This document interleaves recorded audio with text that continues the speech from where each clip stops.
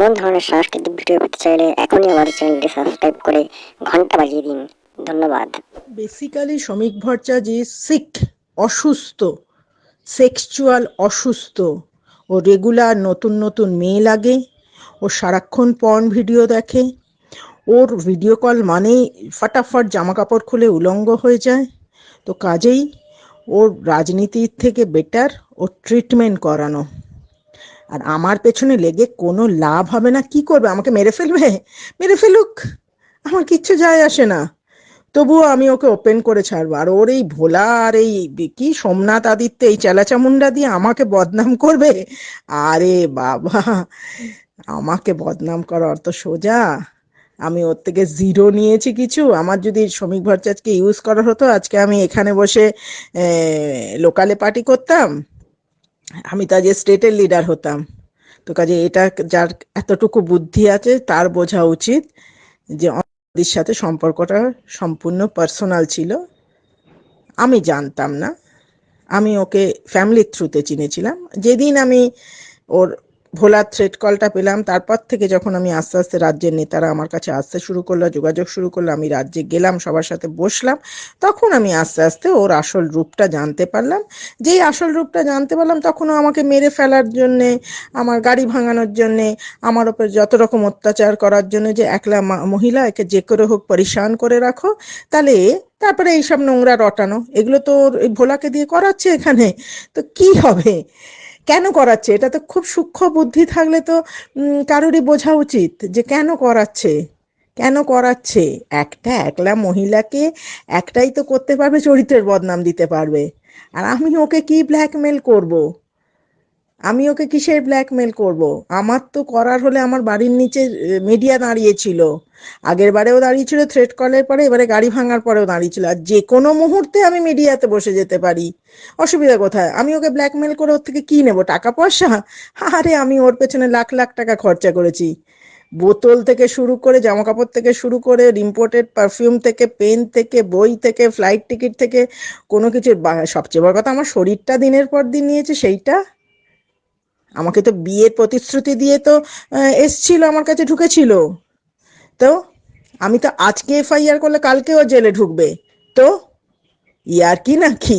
একটা বলে দিল, একটা রটিয়ে দিল, আর অশিক্ষিত লোকজন কিছু সেটাকে ভাইরাল করে দিল মুখে মুখে, হয়ে গেল নাকি? অত সোজা? আমি এতদিন চুপ করেছিলাম, এবারে তো আমি মুখ খুলবো, এবং ভালোভাবে মুখ খুলবো, এবং যারা এইসব করছে আমি তাদের এগেনস্টে মানহানির মামলা করবো। এই আমার কাছে সবার নাম আছে, কারা আমার সম্বন্ধে এইসব রটিয়ে বেড়াচ্ছে এই মন্ডলে আর এইখানে। আমি পুলিশে মানহানির মামলা করবো। দিতে পারবে তো টাকা আমার মানহানির মামলার? তাদের এত ইনকাম আছে তো। নমস্কার, আমি আমি একজন সিঙ্গেল মাদার। আমার ছেলে আর্মি অফিসার, ইন্ডিয়ান আর্মিতে অফিসার। যে ঘটনাটা ঘটেছে সেটা অত্যন্ত নক্কারজনক ঘটনা। অত্যন্ত, আমি এটাকে বাইরে আনতে চাই, কিন্তু আমি সেরকম কোনো আমার মানে মিডিয়া ওর কথায় চলে। ও মুকুলদাকে দিয়ে মিডিয়া বন্ধ করিয়ে দেয়। কেস করলে কেস, মানে ও যে কি ট্রিমেন্ডাস একটা শ্রুড পলিটিশিয়ান। শ্রুড, মানে এদিকে সকালবেলা পার্থ চ্যাটার্জির বাড়িতে বসে চা খেয়ে আসে, বিকেলবেলা ববি হাকিমের সাথে বসে আড্ডা মারে, মানে এরকম পলিটিশিয়ান। আবার আমাদের রবীন্দ্রদেব অসুস্থ হলে তাকে হসপিটালে দেখতে ছুটে যায়।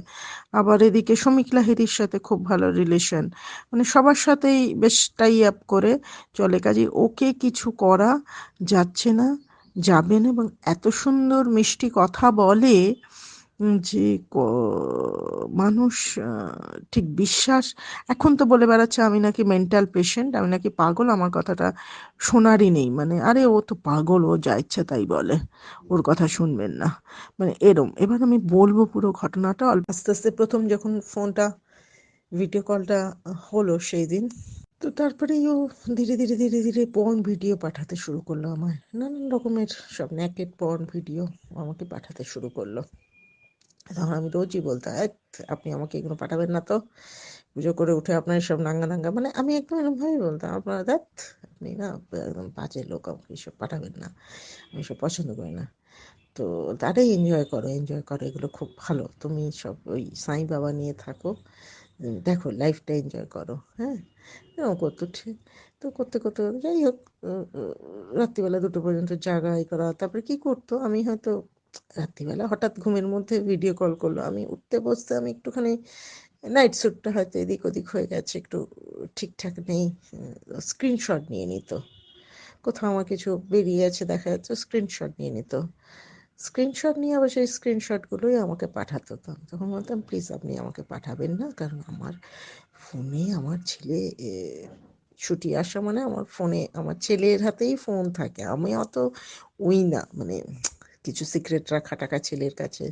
তো ও যদি এইসব দেখে কখনো ফোনে, ও কী ভাববে ওর মাকে।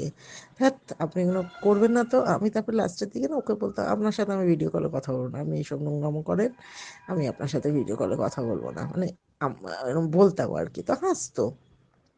তো মানে তখন খুব ভালো বন্ধুত্বটা হয়ে গেছে, তো ন্যাচারালি আমি বলতে পারতাম। তারপরে ও শুরু করলো আমার সাথে, আমার কাছে আসবে, আমার কাছে আসবে, দেখা করতে হবে, দেখা করতে হবে, দেখা, পাগল মানে একদম।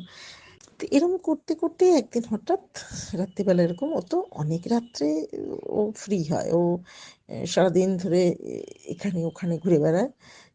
তারপরে তোমার রাত্রিবেলা ওর এক মেজদার বাড়ি আছে ওখানে বিজে ব্লকে, ওখানে ওরা আড্ডা মারে, প্রচুর মদ গেলে, মানে ও দিনের বেলার থেকে মদ গেলা শুরু করে পুরো পিপে, মানে কিন্তু ড্রাঙ্ক হয় না, খুব কম ড্রাঙ্ক হয়। মানে আমার এত বছরের রিলেশনে আমি ওকে খুব কম ড্রাঙ্ক হতে দেখেছি। প্রচুর মদ খায় কিন্তু কম ড্রাঙ্ক হয়।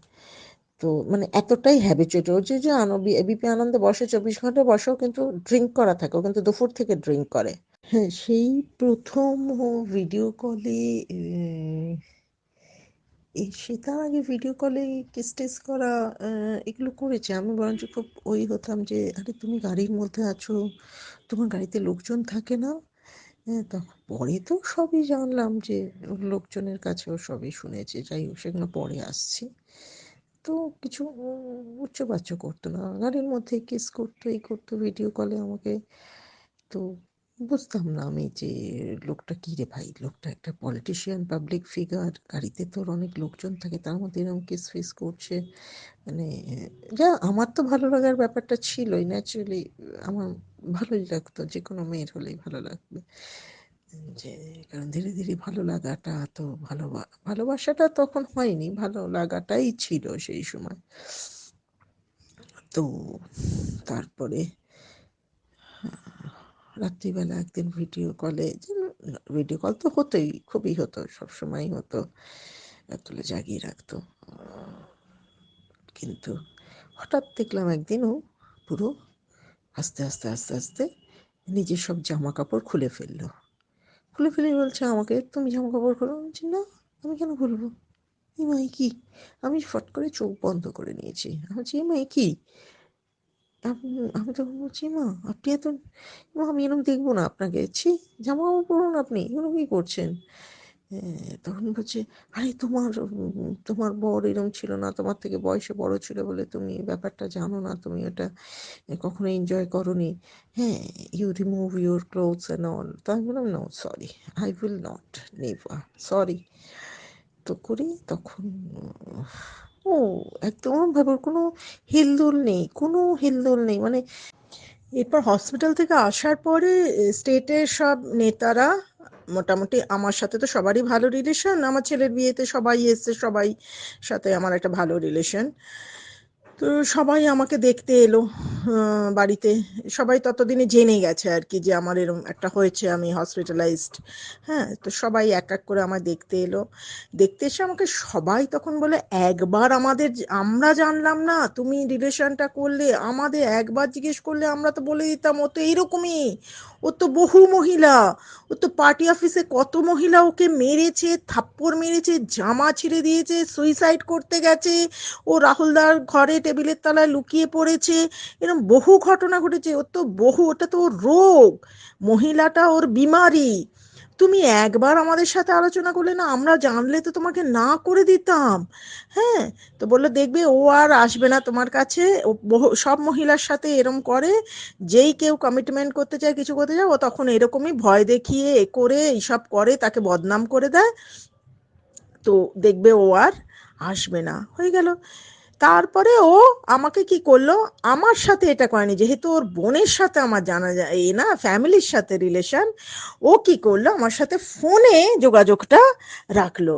রাখতে রাখতে তারপরে তোর ও দিল্লিতে ছেলের কাছে দৌড়ে গেল, ছেলেকে তখন আমার ছেলে দিল্লি পোস্টিং ছিল, গিয়ে বলল যে তোমার মাকে বলো মুখ বন্ধ রাখতে, আমার 34 বছরের পলিটিক্যাল কেরিয়ারটা নষ্ট হয়ে যাবে তোমার মা মুখ খুললে, আমি সারা জীবন তোমার মায়ের সাথে থাকবো, পাশে থাকবো, বুঝতেই তো পারছো মুখ খুললে সব সত্যিটা বেরিয়ে আসবে, আমার কি হবে। সে আমার ছেলে বলছে মা আমার হাত জড়িয়ে ধরে আমাকে বারবার রিকোয়েস্ট করছে এয়ারপোর্টে। তারপরে আমার ছেলে কিছু জিনিসপত্র দিয়েছিল, সেইগুলো তারপরে ভোলাকে দিয়ে আমার বাড়িতে পাঠালো, সেই প্রথম ভোলা আমার বাড়িতে এলো। আচ্ছা, এবার একটা কথা বলি, 107 নোয়াপাড়া ইলেকশনের সময় তো ভোলার সাথে আমায় আলাপ করিয়েছিলাম, ওর বন্ধু বলে আলাপ করেছি, পরে তো জানলাম ভোলা অফিস বেয়ারা ছিল, ওই 6 মুরলীধর লেনের বেয়ারা ছিল, ওর মা ওখানে রান্না করতো সবার জন্য, ও জল টল চাটা দিত।